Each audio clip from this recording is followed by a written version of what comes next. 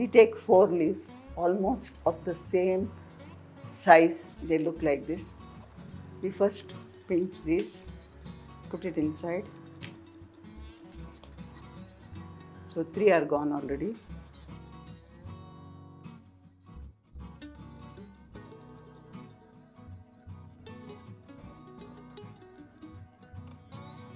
This is how it looks like. Go and do exact donne. You have to be very careful so that donne does not leak inside.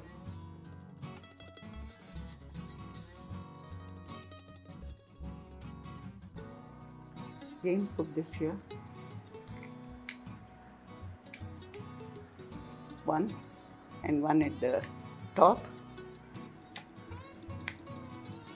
so that it stays.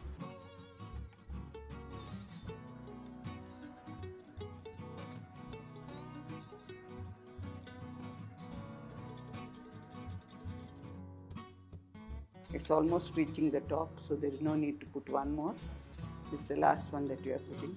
But if you are scared that it may come out, we put one more. This is how the donne looks. See, there are four of these, so you keep only one. Other 3 you remove, so that it makes it easy for folding it this way and pouring the batter inside this.